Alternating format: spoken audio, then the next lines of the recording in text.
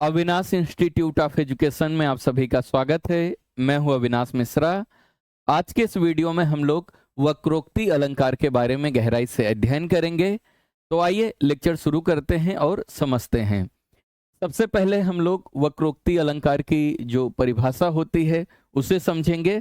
उसके बाद मैं आपको उदाहरण समझाऊंगा तो बहुत ही आसानी से आप वक्रोक्ति अलंकार को समझ जाओगे। तो आइए सबसे पहले हम लोग वक्रोक्ति अलंकार की जो परिभाषा होती है उसे समझते हैं।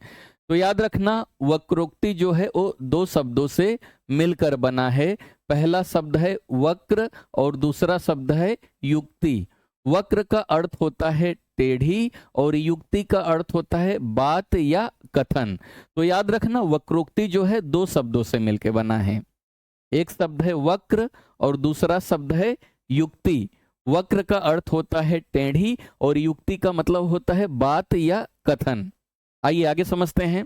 जहां बात किसी एक आशय से कही जाए और सुनने वाला उससे भिन्न दूसरा अर्थ लगा दे, वहां वक्रोक्ति अलंकार होता है। तो वक्रोक्ति अलंकार कहां पे होता है?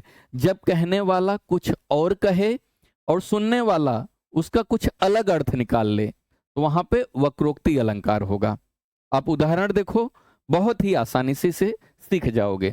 पहला उदाहरण है, को तुम हो इत आए कहाँ, घनश्याम हो तो कितहूं बरसो।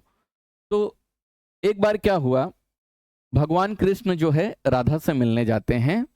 तो राधा घर के अंदर होती हैं और दरवाजा बंद होता है। जब भगवान कृष्ण जो है दरवाजे पे पहुंचते हैं तो दरवाजा जो है खटखटाते हैं।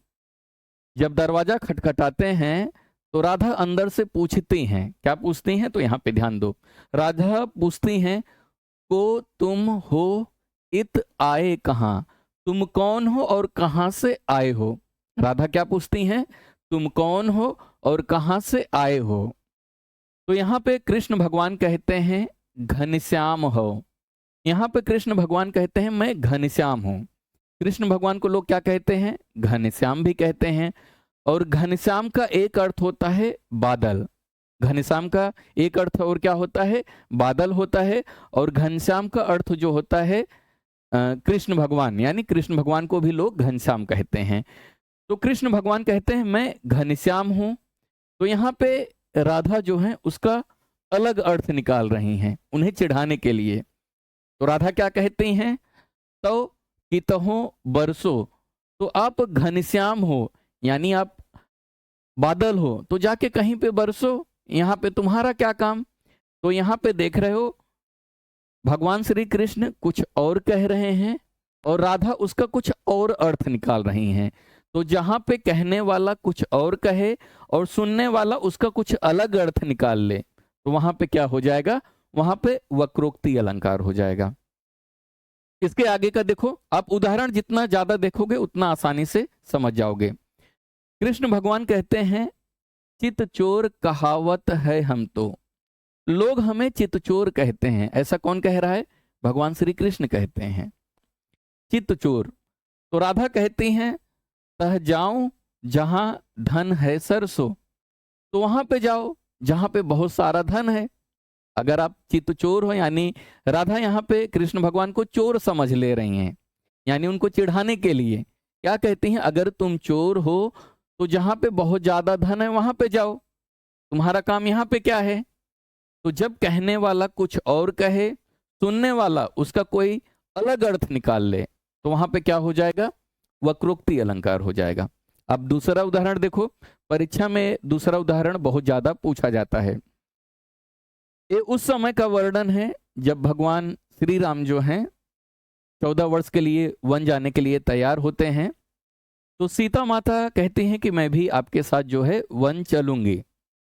तो लोग सीता माता को रोकते हैं, जो घर वाले हैं है ना, रोकते हैं कि आप वन मत जाइए, जंगल मत जाइए। तो सीता माता यहाँ पे ए लाइन कहती हैं। क्या कहती हैं? मैं सुकुमारी नाथ बन जोगू, तुम ही उचित तप मोह कह भोगू। अब आप इसका अर्थ समझो। जब भगवान श्री राम 14 वर्ष के लिए वन जाने की तैयारी कर रहे थे तो सीता माता कहती है मैं भी आपके साथ चलूंगी। तो घर वाले उन्हें रोकने का प्रयास करते हैं, सीता माता को। तो सीता माता ये पंक्ति कहती हैं, तो इसका अर्थ समझो। सीता जी कह रही हैं कि मैं सुकुमारी हूं। सुकुमारी का मतलब होता है राजकुमारी हूं। मैं राजकुमारी बनकर घर में बैठूं और मेरे नाथ यानी भगवान श्री राम वन जाएंगे, है ना, यहां पे ऐसा कहती हैं। लेकिन लोग इसका अर्थ क्या समझते हैं? इसका लोग अर्थ इस तरह से समझते हैं, मैं तो सुकुमारी हूं। लोग इसका अर्थ क्या निकालेंगे? मैं तो राजकुमारी हूं, मैं घर में ही रहूंगी, और नाथ, नाथ यानी भगवान श्री राम वन जाएंगे। अगर इस पंक्ति को कोई पढ़ेगा तो वो जो है इसका अलग अर्थ निकालेगा। जबकि सीता माता क्या कहती हैं? मैं राजकुमारी हूं, तो इसका मतलब ये नहीं कि मैं घर में बैठी रहूं, मैं भी भगवान के साथ जाऊंगी, वन जाऊंगी। जबकि पढ़ने वाला इसका क्या अर्थ निकालेगा? इसका अर्थ निकालेगा मैं तो सुकुमारी हूं, यानी मैं तो राजकुमारी हूं, मैं घर में ही रहूंगी।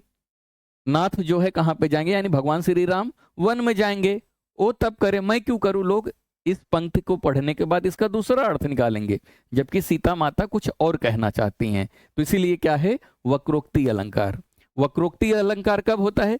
जब कहने वाला कुछ और कहे और सुनने वाला कुछ अलग अर्थ निकाल ले, तो वहां पे क्या हो जाएगा? वक्रोक्ति अलंकार हो जाएगा। एक उदाहरण और देखो, आप अच्छे से समझ जाओगे। भगवान श्री कृष्ण राधा के घर पे जाते हैं, कहते हैं, क्या कहते हैं? यहां पे जब दरवाजा खटखटाते हैं भगवान श्री कृष्ण राधा का, तो राधा पूछती हैं कौन द्वार पर, दरवाजे पर कौन है? कृष्ण भगवान कहते हैं राधे मैं हरि हूं। अब यहां पे हरि का अर्थ होता है बंदर, है ना। अब राधा चिढ़ाने के लिए कृष्ण भगवान से थोड़ा सा मस्ती करेंगी। क्या बोलेंगी? क्या वानर का काम यहाँ? तो वानर का क्या काम है यहाँ पे? अगर आप वानर हो तो यहाँ क्यों आए हो? मस्ती के लिए यहाँ पे बोल रही है ना। तो यहाँ पे देख रहे हो कृष्ण भगवान क्या कहते हैं? राधे मैं हरि। हरि, कृष्ण भगवान को हरि भी कहते हैं ना, हरि यानी भगवान। तो कृष्ण भगवान कहते हैं मैं हरि हूं। तो राधा कहती हैं वानर का क्या काम यहाँ पे, है ना। तो यहाँ पे हरि का अर्थ क्या निकाला जा रहा है? वानर से निकाला जा रहा है। समझ में आ गया? तो जब कहने वाला कुछ और कहे और सुनने वाला उसका कुछ और अर्थ निकाले, तो वहां पे क्या हो जाएगा? वक्रोक्ति अलंकार हो जाएगा। मैंने अलंकार का सभी वीडियो बना दिया है। अगर आपने वो वीडियो नहीं देखा है तो उसका लिंक आपको नीचे डिस्क्रिप्शन में मिल जाएगा, नहीं तो आप प्लेलिस्ट में जाके अलंकार का सभी वीडियो एक साथ देख सकते हैं। वीडियो कैसा लगा कमेंट करके जरूर बताइएगा। अगर अभी तक इस चैनल को आपने सब्सक्राइब नहीं किया तो कर लीजिए। वीडियो देखने के लिए धन्यवाद।